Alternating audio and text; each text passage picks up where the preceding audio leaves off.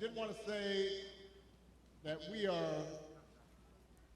heartbroken about the loss of life in Florida, North Carolina, states across the Southwest. We are thinking about people, families whose lives have been upended by the storms over the last couple of weeks. I could not be more grateful for the first responders and FEMA professionals who have put themselves in harm's way to try and help.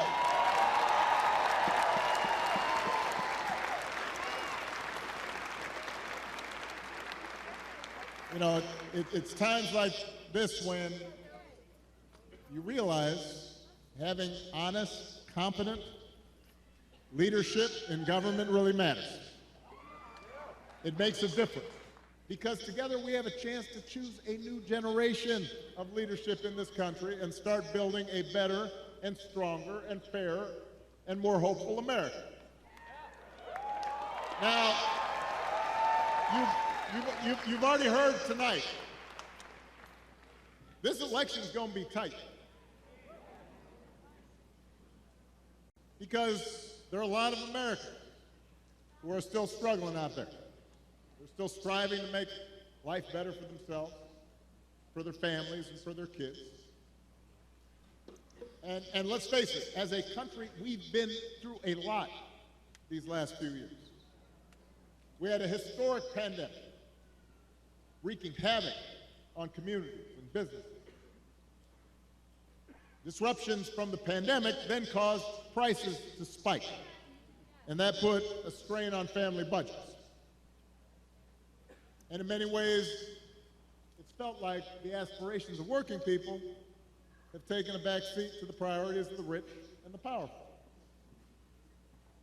So I get it, why people are looking to shake things up.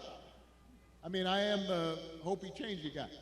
So I understand people feeling frustrated and feeling we can do better.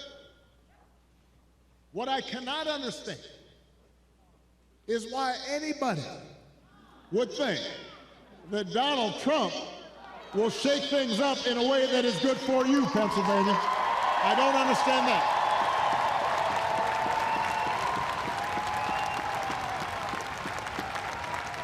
Because there is absolutely no evidence that this man thinks about anybody but himself. I've said it before. Donald Trump is a 78-year-old billionaire who has not stopped whining about his problems since he rode down his golden escalator 9 years ago. You've got the tweets in all caps, the ranting and the raving about crazy conspiracy theories. You got the 2-hour speeches, word salad, just, you know, it's like Fidel Castro, just on and on. Constant attempts to sell you stuff. Who does that? Selling you gold sneakers and a $100,000 watch and most recently a Trump Bible. You know, he wants you to buy the Word of God, Donald Trump edition. Got his name right there next to Matthew and Luke. I mean, you could not make this stuff up. If you saw it on Saturday Night Live, you'd say, well, no, that's going too far. No, he's doing that.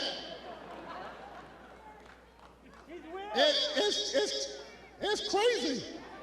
And the reason he does it is because all he cares about is his ego and his money and his status. He's not thinking about you. Donald Trump sees power as nothing more than a means to an end.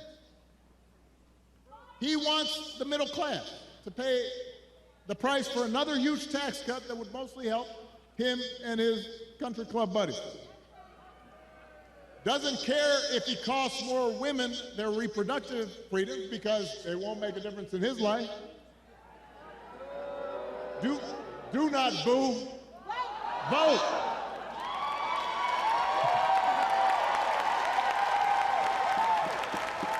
They can't hear your boos, but they can hear your votes.